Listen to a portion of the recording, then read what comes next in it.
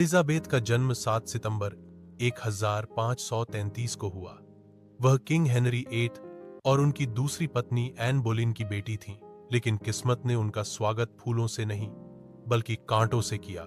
उनकी मां को 1536 में देशद्रोह और जादूटोना जैसे झूठे आरोप लगाकर मौत की सजा दे दी गई।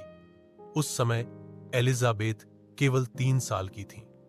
मां से वंचित, पिता से दूर और दरबार की साजिशों के बीच पली बढ़ी इस बच्ची को बचपन से ही सीखना पड़ा कि राजनीति कभी दया नहीं करती। शाही दरबार में उनका स्थान अस्थिर था। कभी उन्हें राजकुमारी माना जाता तो कभी उन्हें अवैध संतान कहकर तिरस्कृत किया जाता, लेकिन यहीं से उनके अंदर सहनशीलता और दृढ़ता की नींव पड़ी। एलिजाबेथ का पालन पोषण विद्वान शिक्षकों की देखरेख में हुआ। उन्होंने ग्रीक, लैटिन, फ्रेंच और इटालियन भाषाएं सीखी। दर्शनशास्त्र, धर्मशास्त्र और राजनीति में उनकी पकड़ गहरी थी। कहा जाता है कि वह अपने समय की सबसे शिक्षित महिला थीं। उनकी बुद्धि और वाक्पटुता ने ही आगे चलकर उन्हें राजनैतिक लड़ाइयों में सफल बनाया।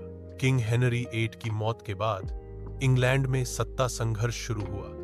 पहले उनके बेटे एडवर्ड 6 ने राज किया, लेकिन वह कम उम्र में ही मर गया। फिर मैरी प्रथम, ब्लडी मैरी गद्दी पर आईं, जिन्होंने कैथोलिक धर्म को लागू करने के लिए बहुत कठोर कदम उठाए। मैरी और एलिजाबेथ के बीच तनाव बढ़ गया। मैरी को डर था कि एलिजाबेथ प्रोटेस्टेंट्स का समर्थन कर उनके खिलाफ विद्रोह खड़ा कर देंगी। नतीजतन एलिजाबेथ को टॉवर ऑफ लंदन में कैद कर दिया गया। यह वही टॉवर था जहां कई राजकुमार और राजकुमारियों का जीवन समाप्त हो चुका था, लेकिन किस्मत ने एलिजाबेथ को बचा लिया। 1558 में मैरी की मृत्यु के बाद एलिजाबेथ इंग्लैंड की रानी बनी। जब एलिजाबेथ गद्दी पर बैठी, इंग्लैंड एक कमजोर राष्ट्र था। धार्मिक झगड़े, प्रोटेस्टेंट्स वर्सेस कैथलिक्स, आर्थिक संकट, पड़ोसी देशों से खतरा, जनता में असंतोष, हर तरफ चुनौतियां थीं। लेकिन एलिजाबेथ ने धैर्य और बुद्धिमानी से स्थिति संभाली। उन्होंने एलिजाबेथन रिलीजियस सेटलमेंट लागू किया। इस नीति ने प्रोटेस्टेंट्स और कैथलिक्स दोनों को सहनशीलता का संदेश दिया। वह जानती थीं कि अगर धर्म के नाम पर देश भौंटा रहा तो इंग्लैंड कभी ताकतवर नहीं बन सकता।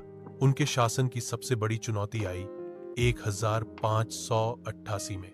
स्पेन, जो उस समय दुनिया की सबसे बड़ी साम्राज्यवादी ताकत था, ने इंग्लैंड को झुकाने के लिए एक विशाल नौसेना भेजी, स्पेनिश आर्मादा। यह 130 जहाजों और हजारों सैनिकों की फौज थी। स्पेन के राजा फिलिप ई का सपना था कि इंग्लैंड को जीतकर कैथोलिक साम्राज्य बना दिया जाए, लेकिन एलिजाबेथ डरने वालों में से नहीं थी। उन्होंने सैनिकों के सामने खड़े होकर वह ऐतिहासिक भाषण दिया, मुझे पता है कि मेरे पास एक औरत का कमजोर शरीर है, लेकिन मेरा दिल और हिम्मत एक राजा जैसी है। इंग्लिश नौसेना ने अद्भुत रणनीति अपनाई। छोटी लेकिन तेज जहाजों ने स्पेनिश आर्मादा को तोड़ दिया। तूफानों ने भी इंग्लैंड का साथ दिया। नतीजा, स्पेन हार गया। यह युद्ध इंग्लैंड के लिए टर्निंग पॉइंट बना। अब वह समुद्रों की मालिक बन गया। एलिजाबेथ के शासनकाल को गोल्डन एज कहा जाता है। विलियम शेक्सपियर, क्रिस्टोफर मार्लो जैसे महान नाटककार इसी युग में चमके। कला, संगीत, कविता और विज्ञान का अभूतपूर्व विकास हुआ। एलिजाबेथ ने कभी शादी नहीं की। उन्हें वर्जिन क्वीन कहा गया। दरअसल शादी करने का मतलब होता किसी अन्य राजा या राज्य से गठबंधन करना, और वह अपनी स्वतंत्रता खोना नहीं चाहती थी। उन्होंने कहा था, मैं अपने साम्राज्य से विवाहित हूं।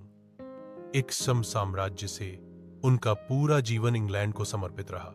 एलिजाबेथ ने लगभग 45 साल तक शासन किया। उन्होंने इंग्लैंड को आर्थिक रूप से मजबूत किया, धार्मिक शांति कायम की, विदेशी आक्रमणों से देश को बचाया, कला और साहित्य को स्वर्ण युग दिया। उनकी मृत्यु 1603 में हुई, लेकिन उनकी विरासत आज भी इंग्लैंड और पूरी दुनिया को प्रेरित करती है।